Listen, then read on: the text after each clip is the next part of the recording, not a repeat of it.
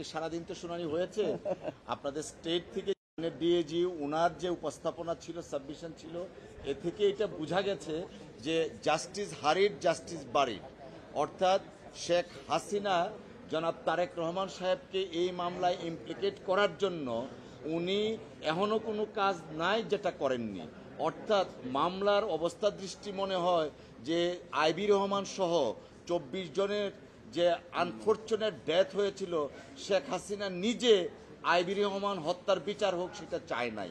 কেন চায় না? এই মামলাটা যদি আপনারা নথি দেখেন, মামলা তাড়াতাড়ি করা দেখেন, মামলার যে বিষয়বস্তু দেখেন এবং যেভাবে মামলাটা পরিচালিত করেছে, এই মুফতি হান্নানকে স্বীকারোক্তিমূলক জবানবন্দি দিয়ে আব্দুল কাহার আকন্দ যিনি আওয়ামী লীগের মনোনয়ন পেয়ে নির্বাচন করেছেন তাকে দিয়ে, অর্থাৎ উনি চেয়েছেন আইবি রহমানের বিচার না, উনি চেয়েছিলেন জনাব তারেক রহমানকে এই মামলায় অভিযুক্ত করার জন্য।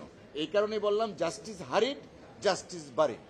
এখানে দেখবেন সবচাইতে বড় সমস্যাটা হলো যে এই মামলাগুলোতে বিচার করার আগে যাদের স্বীকারোক্তিমূলক জবানবন্দি নেওয়া হয়েছে তারা কেউ কেউ 410 দিন পর্যন্ত টাস্কফোর্স ইন্টেলিজেন্স বা টিএফআই সেলে বন্দী ছিলেন।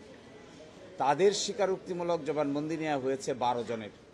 এর মধ্যে মুফতি হান্নানের স্বীকারোক্তিমূলক জবানবন্দি নিয়েছে দ্বিতীয়বার। তিনিও টিএফআই সেলে সব কিছু মিলে 410 দিন বন্দী ছিলেন।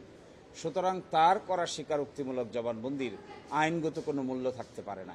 তার একই সাথে তিনি যখন দ্বিতীয় স্বীকারোক্তিমূলক জবানবন্দি করেছেন তখন মূলত তিনি কন্ডেম সেলে ফাঁসির আসামি হিসেবে বন্দী ছিলেন।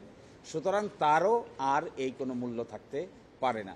মোর ইন্টারেস্টিং, এই 12 জনে যে করেছেন এই 12 জনের কনফেশন একসাথে মিলিয়ে পড়লে, আমরা দেখাবো আগামীকালকে কোর্টকে, একসাথে মিলিয়ে পড়লে একটার সাথে আরেকটাকে আপনি মিলাতে পারবেন না।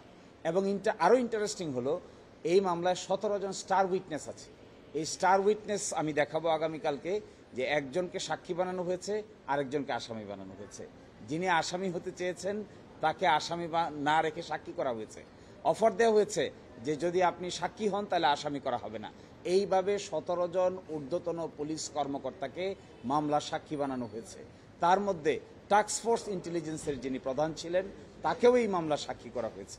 ফলে এগুলো আগামী দিনে একটা একটা করে আমরা দেখিয়ে দিব। এই 17 জন সাক্ষী ছাড়া এই মামলার বিচার করার আর কোনো সুযোগ ছিল না। এই জন্যই কাউকে সাক্ষী করেছেন আর কাউকে আসামি করেছেন। আমরা আগামীকালকে এগুলো সুনির্দিষ্টভাবে উপস্থাপন করব। দেখেন এখানে দেরি হয়েছে। প্রথম তো মামলা শেষ হয়ে গিয়েছিল 2009 সালে, 61 জন সাক্ষীর জবানবন্দি শেষ। তারপরে প্রসিকিউশনের পক্ষ থেকে একটা দরখাস্ত দেয়া হলো 2009 সালের মার্চ মাসে। দরখাস্ত দিয়ে তারা বললেন ফার্দার ইনভেস্টিগেট করতে চান। এই ফার্দার ইনভেস্টিগেশনে গিয়ে লাগলো আরও 3 বছর। ফার্দার ইনভেস্টিগেশনের রিপোর্ট আসলো 11 সালের শেষের দিকে। তারপরে আবার নতুন করে কগনিজেন্সে নিল, তারপরে আবার শুরু হলো। আগামীকালকে আমি পড়ে শোনাবো একটা জিনিস।